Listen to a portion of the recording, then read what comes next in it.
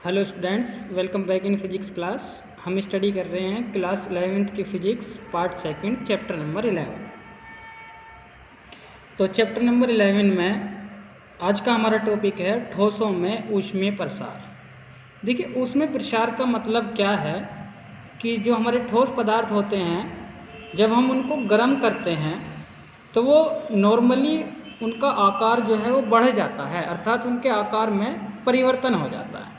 तो जब आकार में परिवर्तन होता है, गर्म करने पर वो फैल जाते हैं, आकार में परिवर्तन बढ़ जाता है, तो इसको कहा जाता है ठोसों में ऊष्मीय प्रसार। अर्थात ऊष्मा देने के बाद ठोसों का अपनी प्रारंभिक लंबाई, क्षेत्रफल या आयतन में परिवर्तन करने की जो घटना है वो ऊष्मीय प्रसार कहलाती है।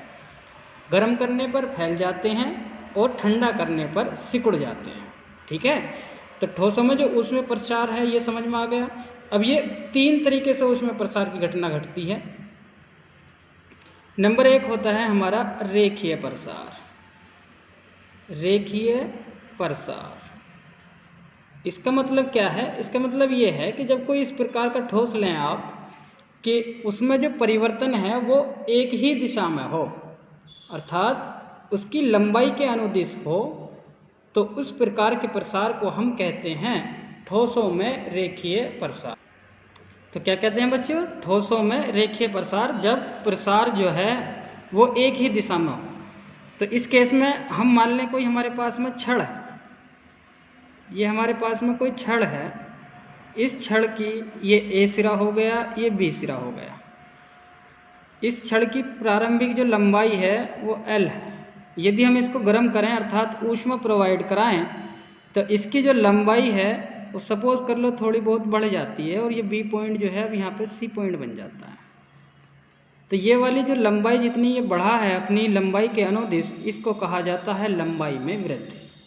अर्थात यदि किसी ठोस की एक दिशा अर्थात लंबाई में परिवर्तन होता है तो इस प्रकार का प्रसार कहलाएगा ठोस का रेखीय प्रसार।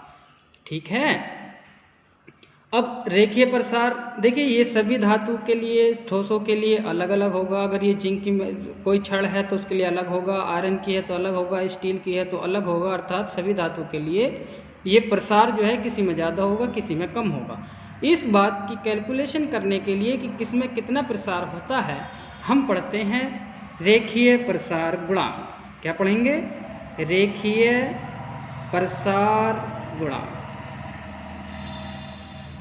क्या पढ़ेंगे? रेखीय प्रसार गुणांक। तो देखिए रेखीय प्रसार गुणांक क्या है? ये किसी पर्टिकुलर धातु के लिए ये बताएगा कि उस धातु में कितना ताप वृद्धि या ताप परिवर्तन आप करें तो उसमें कितना परिवर्तन हो जाएगा उसकी लंबाई में। दैट मीन्स वो रेखीय प्रसार कहलाएगा, रेखीय प्रसार गुणांक कहलाएगा। ठीक है, तो अगर हम रेखीय प्रसार गुणांक की बात करें तो रेखीय प्रसार गुणांक क्या होता है कि जब हम किसी ठोस को गर्म करेंगे अर्थात उसको ऊष्मा देंगे तो उसको जो देने वाली ऊष्मा है वो ऊष्मा देने के बाद में उसके ताप में वृद्धि होगी। ठीक है, तो ताप में वृद्धि होने पर जो छड़ की लंबाई में परिवर्तन होगा, अर्थात छड़ की जो लंबाई ये बढ़ेगी डेल्टा L, वो उसकी प्रारंभिक लंबाई और जितना ताप वृद्धि आपने की है उन दोनों के समानुपाती होती है, उन दोनों के गुणनफल के समानुपाती होती है। अर्थात डेल्टा L जो है वो समानुपाती होगा L डेल्टा T के। L प्रारंभिक लंबाई और जितना आप ताप बढ़ा रहे हैं वो ताप है यहाँ पर डेल्टा T, और डेल्टा L क्या है कि उसमें की लंबाई में कितना परिवर्तन होगा।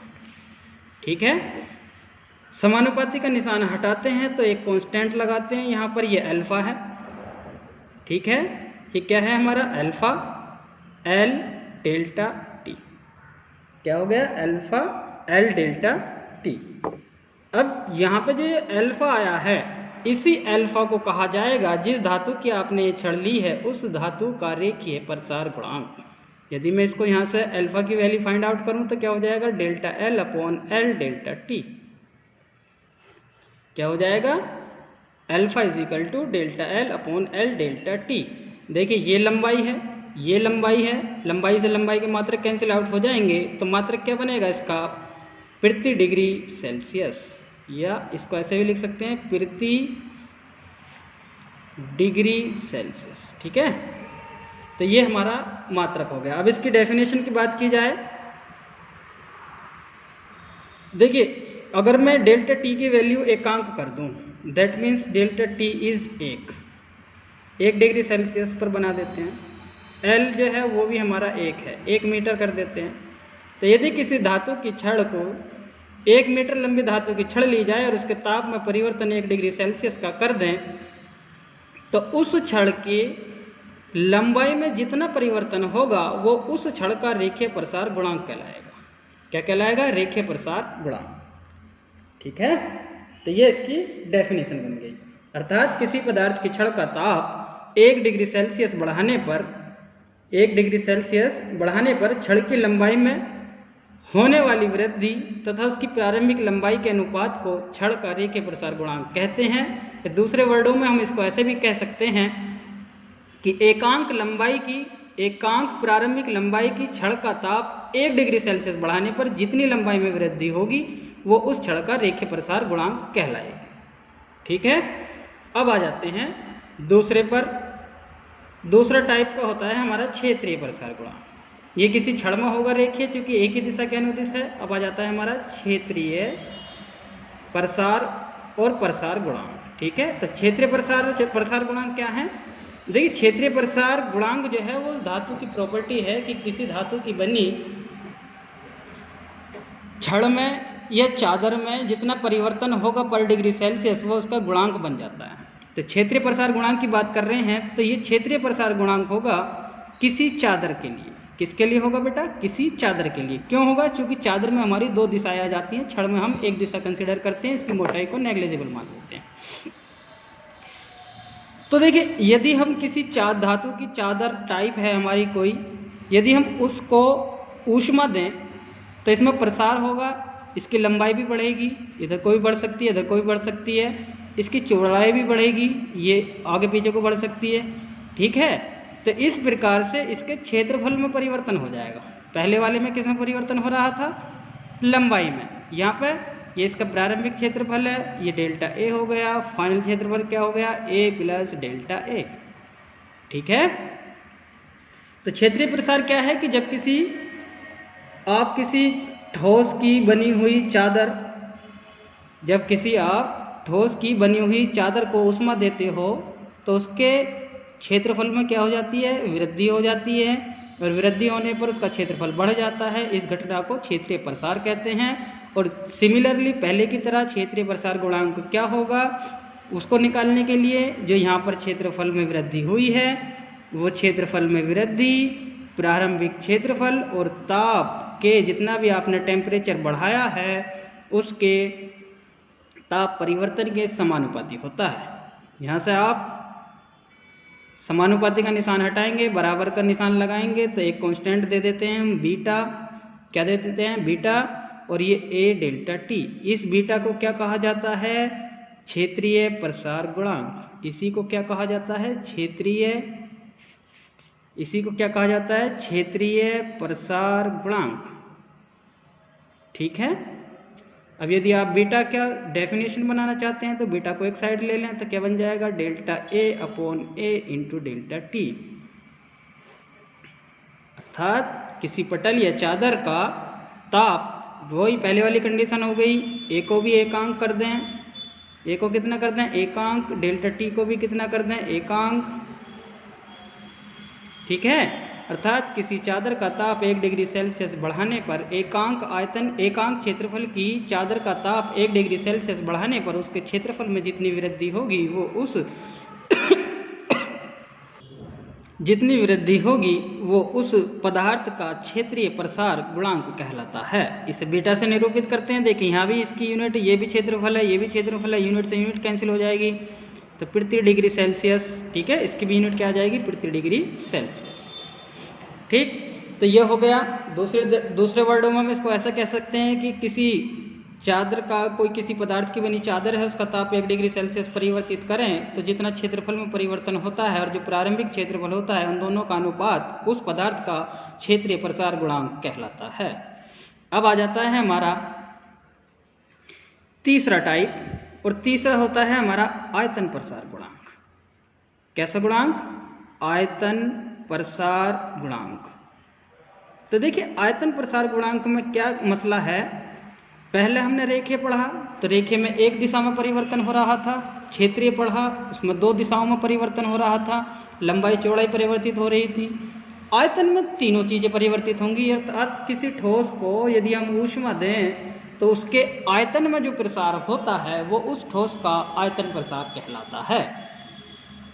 तो अगर हम यदि हम तो बच्चों हम पढ़ रहे थे आयतन प्रसार गुणांक। तो देखिए आयतन प्रसार गुणांक की क्या बात है कि हमने यहाँ पर एक गोले को कंसिडर किया है। इस गोले की त्रिज्या कितनी है? r1 है। यदि हम इसका आयतन निकालेंगे तो v बराबर क्या हो जाएगा? 4/3 पाई r1 क्यूब। ठीक है। अब जैसे ही आपने इसका टेम्परेचर में परिवर्तन किया अर्थात इसका ताप में वृद्धि की तो इसकी त्रिज्या बढ़ेगी, जिस कारण इसका आयतन भी इंक्रीज हो जाता है। यदि बढ़ा हुआ आयतन कितना है? डेल्टा V है। तो ये हमारा V1 था, V2 निकालने की कोशिश करेंगे तो 4/3 पाई r2 क्यूब हो जाएगा। ठीक है। अब बढ़ा हुआ आयतन क्या हो जाएगा? डेल्टा V बराबर हो जाएगा V2 minus V1। That means 4/3 pi common लें तो r2 cube minus r1 cube. ठीक है। r2 cube minus r1 cube, यह आ जाएगा मेरा डेल्टा V। अर्थात यदि किसी आप गोले को, घन को, घनाभ को ऊष्मा देंगे तो उसके आयतन में क्या हो जाएगा? परिवर्तन हो जाएगा। तो उसके परिवर्तन, आयतन में परिवर्तन होने की घटना क्या कहलाएगी? ठोसों का आयतन प्रसार। और जो गुणांक आएगा, जिस पदार्थ का ये गोला, घन, घनाभ बना हुआ है, तो देखिए यहाँ पर तो रेडियस है, केवल रेडियस में परिवर्तन हो रहा है, लेकिन ओवरऑल इसका आयतन में परिवर्तन होता है। लेकिन अगर हम घनाभ की बात करेंगे तो घनाभ में 3 भुजाएं होती हैं, लंबाई होती है, चौड़ाई होती है और ऊंचाई होती है। तो इनकी तीनों दिशाओं में परिवर्तन होगा, इसलिए जिससे आयतन काउंट होगा, इसलिए हम इसको 3D में परिवर्तन मान करके चलेंगे। ठीक है। तो यहाँ पे जो होने वाला परिवर्तन होगा ये डेल्टा V, ये डेल्टा V भी पहले की तरह समानुपाती होता है प्रारंभिक आयतन और ताप में वृद्धि।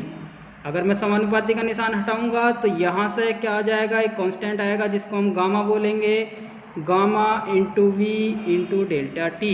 इसी गामा को कहा जाता है ठोस का आयतन प्रसार गुणांक। इसी गामा को क्या कहा जाता है? ठोस का आयतन प्रसार गुणांक। ठोस का आयतन प्रसार गुणांक। ठीक है। यदि हम गामा की वैल्यू निकालें तो क्या हो जाएगा? Delta V upon V into delta T। मात्रक वही हो जाएगा, आयतन के समान मात्रक होंगे, कैंसिल आउट हो जाएंगे प्रति डिग्री सेल्सियस। यदि हम परिभाषा बनाएं इसकी आयतन प्रसार गुणांक की तो क्या बन जाएगा? एकांक आयतन का यदि कोई ठोस मेरे पास में है, उसका ताप 1 डिग्री सेल्सियस बढ़ा दिया जाए तो जितना उसके आयतन में परिवर्तन होगा उसको उस ठोस के पदार्थ का आयतन प्रसार गुणांक कहते हैं। ठीक है। तो हमने क्या क्या स्टडी किया? रेखीय प्रसार गुणांक अल्फा, बीटा क्षेत्रीय प्रसार गुणांक और गामा कौन सा वाला? आयतन प्रसार गुणांक। तो नेक्स्ट वीडियो में हम इनमें स्टडी करेंगे कि इनमें रिलेशन क्या होता है आपस में और इनकी वैल्यूज कैसे फाइंड आउट की जाती है। ठीक है। Thank you.